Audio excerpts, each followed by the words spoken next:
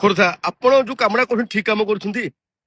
ଗୋଟେ ବୁଢୀ ମାଉସୀ ଆପଣଙ୍କର ଗୋଡ ହାତ ଅଛି, ଆପଣ ଚାହିଁଲେ ମଧ୍ୟ ତାଙ୍କୁ ଇନକମ କରିକି ତାଙ୍କୁ ପୋଷି ପାରିବେ, କିନ୍ତୁ ଗୋଟେ ରାଜରାସ୍ତାରେ ଗୋଟେ ମାଆ କୁ ଧରିକି ଆପଣ ଏମିତି ଯୋଉ ଘର ଘର ଦୁଆରେ ଭିକ ମାଗୁଛନ୍ତି, ଏଇଟା ଆଉ ଶୋଭାପନ ପାଉଛି?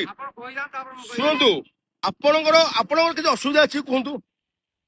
ଆପଣଙ୍କର କିଛି ପ୍ରୋବ୍ଲେମ ଅଛି କି? ଆପଣ ଚାଲ ବୁଲ କରିପାରୁଛନ୍ତି? ଆପଣଙ୍କ ଦେହ ଖରାପ ଅଛି କି? ମାଙ୍କ ଦେହ ଖରାପ ଅଛି ତ? ମାଙ୍କୁ ଧରିକି ବୁଲିବା କଣ ଦରକାର? ଆଉ ହଁ ତାହେଲେ କୁହନ୍ତୁ ତାହେଲେ।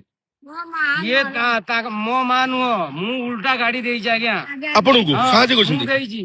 ମତେ ସେଠୁ କହୁଛି ପୁଅ ମୁଁ ଖାଇବି କଣ, ମତେ ଟିକେ ନେଇକି ଯା ମାଗିବାକୁ। ମୁଁ ନେଇକି ମୁଁ ସାହାଯ୍ୟ କରୁଛି, ମତେ ଆପଣ ଆଜ୍ଞା। ଖୋର୍ଦ୍ଧା ମାଉସୀ ଘର କୋଉଠି? ସେ ଆମ କୋଠ ଘର ରଖୁଛୁ ଆମେ ତାଙ୍କୁ ଖୋର୍ଦ୍ଧାରେ। କୋଠରେ ଖୋର୍ଦ୍ଧାରୁ ଆପଣ ନୟାଗଡ଼ ଆସିନି? ହଁ କୋଠ ଘର ରଖୁଛୁ। ମାଉସୀ ଆପଣଙ୍କ ଘର କୋଉଠି?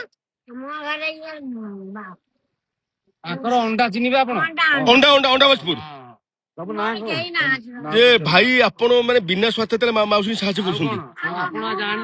ଶୁଣନ୍ତୁ ମୁଁ କହିଲି ନା ନା ମୁଁ କରିଛି ଆପଣ ପାଇଁ ଭଲ ପାଇଁ କରିଛି, କିଛି ଖରାପ ଭାବନ୍ତୁନି। ମୁଁ କହୁଛି ଆଜ୍ଞା ଆପଣ ବୁଝନ୍ତୁନି। ମାଉସୀ ବି ଆପଣ ଏତେ ସାହାଯ୍ୟ କରୁଛନ୍ତି ବିନା ସ୍ୱାର୍ଥରେ। କୌଣସି ପୁଅ ବି ତା ମା କୁ ସାହାଯ୍ୟ କରୁନଥିବ।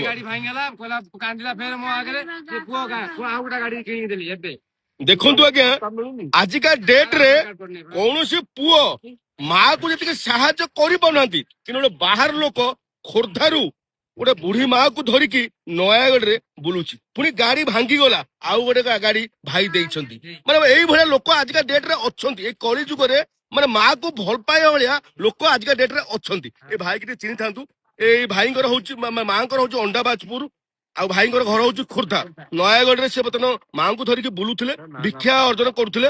କିନ୍ତୁ ମୁଁ ପଚାରିଲା ବେଳକୁ ମୁଁ ଜାଣି ପାରିନଥିଲି, ମୁଁ ଭୁଲ ବଶତଃ ତାଙ୍କୁ ମିଷ୍ଟେକରେ କହିଥିଲି। ବୁଝିଲା ବେଳକୁ ଦେଖିଲା ବେଳକୁ କଣ କହିଲେ ନା, ମୁଁ ଆଙ୍କର ପୁଅ ନୁହଁ, କିନ୍ତୁ ଜଣେ ମା କୁ ମୁଁ ପୁଅ ହିସାବରେ ସାହାଯ୍ୟ କରୁଛି। ତେଣୁ ଦେଖନ୍ତୁ, ପର ଲୋକଟେ ହେଲେ ମଧ୍ୟ ଗୋଟେ ମା ବୋଲି ଯାହାର ମା ହଉ, କିନ୍ତୁ ନିଜ ମା ହିସାବରେ କୋଉ ଭଳିଆ ସେ ସାହାଯ୍ୟ କରୁଛନ୍ତି। ଯଦି ଆପଣ ମାନେ ଏଇ ଭିଡିଓଟିକୁ ଦେଖୁଥିବେ ନିଶ୍ଚୟ ସେୟାର କରିବେ, ଆଉ ଏ ମାଙ୍କୁ ବହୁତ ସାହାଯ୍ୟ କରିବେ।